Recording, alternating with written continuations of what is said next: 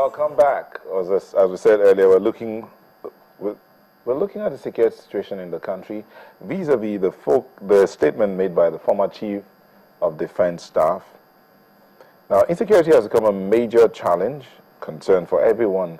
A majority of the retired military officers have attributed the seeming failures to end Boko Haram to the challenges facing the military.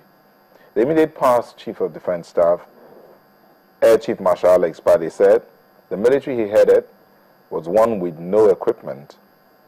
According to him, quote, "Permit me to add that the nation's militaries are equipped and trained in peacetime for the conflicts they expect to confront in the future. Unfortunately, that has not been our experience as a nation. Over the years, the military was neglected and under-equipped to ensure the survival of certain regimes, while other regimes, based on advice from some foreign nations, deliberately reduced the size of the military and underfunded it." That's a quote from a speech made by the former Chief of Defense Staff. According to him, the Nigerian military has been weakened deliberately, acceded to the demands of foreign nations to completely deprive the military, and the military has been overstretched. Question now will be, is that what it ought to be? What's the way forward?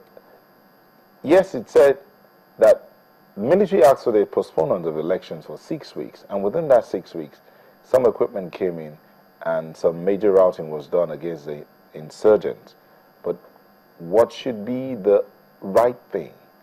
And some ask the questions, why is it that he's only speaking up after he's left the office?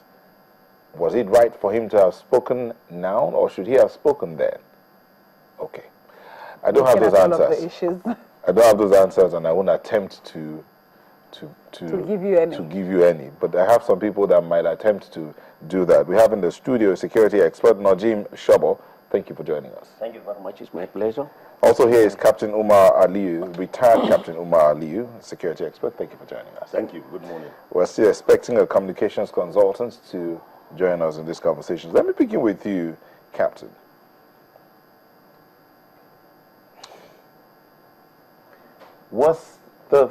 Is the former Chief of Defense Staff right in speaking now? And why is it that he didn't speak while he was there? We'll start with the last question, then we'll move to the first one. Why he didn't speak when he was there? We are still much acculturated to a misconstruing of the word loyalty. I tell you, he is not alone. There are many still in there who are constrained, who are encumbered, but because they don't really understand what loyalty means, they don't speak up. Yes, you are sworn to oath when you join the armed forces to be loyal, bear true and faithful allegiance to the commander-in-chief and the president. But then loyalty is not about the individual as the president. It's actually loyalty to the country as symbolized by the president. So the president personifies Nigeria. That confidence to actually speak up, even when what you want to say is not in sync with what is happening, is still very low. Okay? Then to the first question. Before you go to the first question, why is it still very low? It's acculturated. We as a people do not see what I want to call positive criticism as friendly. You are either for us or you are against us. If you started speaking and talking about things that are probably new or alien to your direct line or your boss, you are more likely going to be labeled anti-establishment. So you find that when a system is not open or given to contrarian views, then contrarians are actually ostracized. But not every contrarian is negatively skewed. In fact, we owe our development as people, as humans on this planet today, mostly to contrarians. People who take an outside-the-box perspective and ask why. Why is about being curious, not about being anti the establishment. So if you are not open to why people who tend to say, why is it like this, why is it like this, then you are going to have situations where people will just commit what you can call career suicide when they begin to ask why. And that is very much rife with us across board. It's a Nigerian thing. We must begin to walk away from that. Okay. I'll come back to you as regards that loyalty issue, because some soldiers did speak up and they were court-martialed. We'll come back to that. But, Mr. Shobo. Colonel Shobo. Colonel Shobo. Okay, Colonel Shobo, tell us why. Let's stick with that. Maybe you should weigh in on that. Okay. Fine.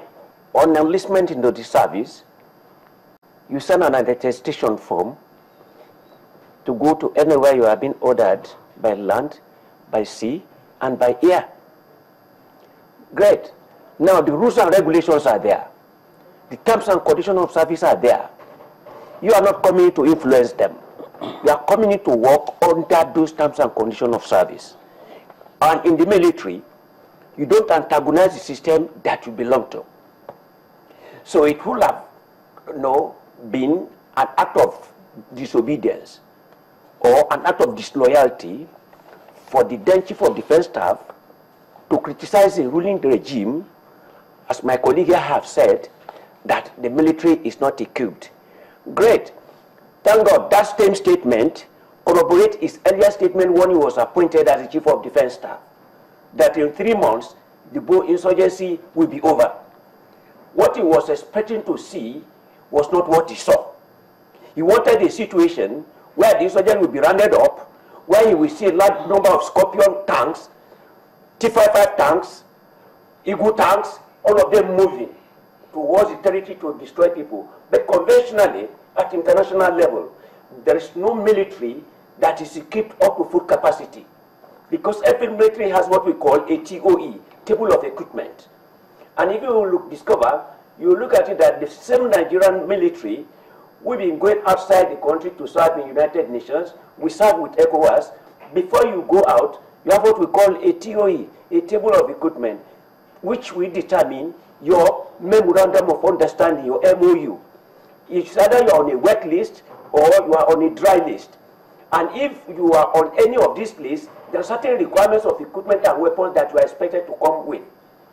And those that you don't have are expected to be complemented by forces from other countries. So therefore, the equipment probably that the Chief of Defense Staff was expecting was the type of atomic bomb that was exploded in Hiroshima in 1945, which unilaterally terminated the Second World War. And thank God, the Geneva Convention of 1948 have taken care of that there is no way atomic bomb will be exploded unilaterally by any country without the consultation and approval by the United Nations Security Council. So, and then we equally have to thank God that the type of equipment the then Chief of Defense Staff was expecting to see in the military was not there. If they were there, probably more damage must have been done. Probably the country would have even been worse off for it, because mere exposure of weapons to some citizens who have no military knowledge is sufficient to destabilize them, damage their career for the rest of their life. But, no. Okay, go ahead. Okay, yes, you have said that you don't antagonize a system that you belong to. You don't fight a system where you belong. Okay. Now, remember the some of the soldiers that were asked to go, of course, fight the Boko Haram, and yes, they said, no, we don't have equipment. That is an act of disloyalty. Yes, yes. We have legislation like in the Military Act. Yes. Yes. But they don't have equipment, and they know or they perceived that some people, even in the military, are selling them off.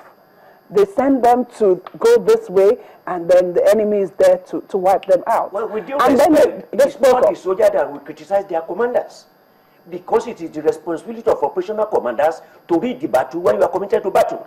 When you read the battle, you will be able to know whether you have sufficient capacity and armament to contain that operation. Yeah. If you don't have it, the military have various types of training. There is training in advance, there is training in defense, there is training in withdrawal. So if the operational commander feels that the number of troops I have available to me will not be able to contain this operation, then he embark on a withdrawal operation, probably to use the force somewhere else to conform to the movement of flanking units, or to reorganize and return back to attack the force. That is so taken. For you to stand up and say you are not going to fight is an act of disloyalty to the nation. That is taken. Yes, the commander should be in charge. Should be able to know. He is always in charge. Yes. But you're saying I should go and fight this man, and you have not given me what to fight with. But did I tell you to advance with ordinary hand? No. I've not tell you to advance with ordinary hand.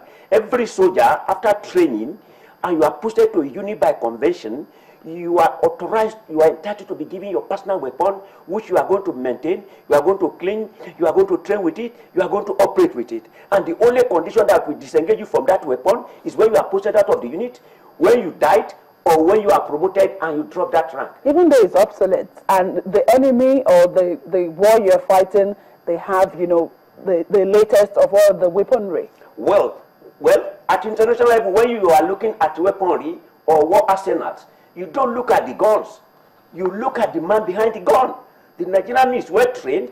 We've gone to mission area where Sierra Leone, Liberia, Sudan, in Lebanon. We still top of the list with our equipment. The only equipment that we borrowed was from Guinea because they have a 32-barrel weapons, which when we are going for advance, when we put it on the road, the people disappear. And then when they want people to advance on foot, they look on Nigerian soldiers. We give our soldiers to assist them in advance to contact. And when they know it is Nigerian troop that is advancing on that axis, they take off. So for you to come up now and say that your equipment is obsolete is because some political idea have been implanted into the military. So you're saying you're not agreeing that the military is under-equipped? It's not under-equipped.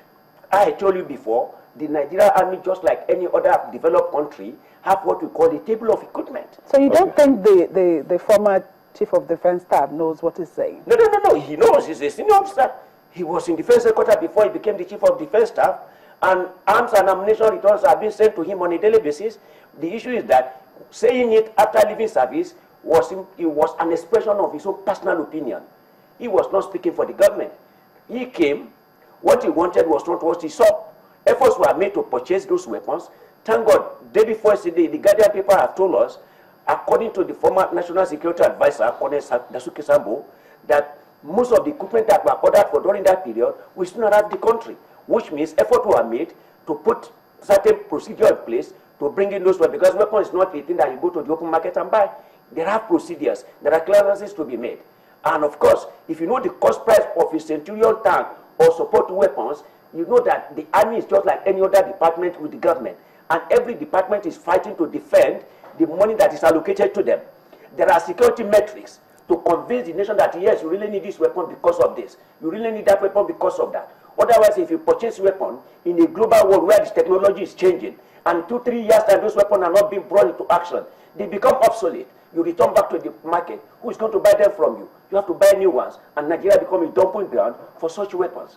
So, Captain Umar, he said that the military is not ill-equipped, that they are well-equipped. Relatively, I didn't say they are well. Okay, they are relatively well-equipped. They are relatively equipped based on the existing. If you look at West Africa, for example, we are not under any threat from any country. Nobody is threatening us to go to war. The internal security system in Nigeria is well policed by the Nigerian police force, who was saddled with the responsibility of protection of lives and property by the Constitution of 1999. So therefore, why should we be amassing weapons? Okay. So we bought the weapons when the need arises. Okay. Ali, what do you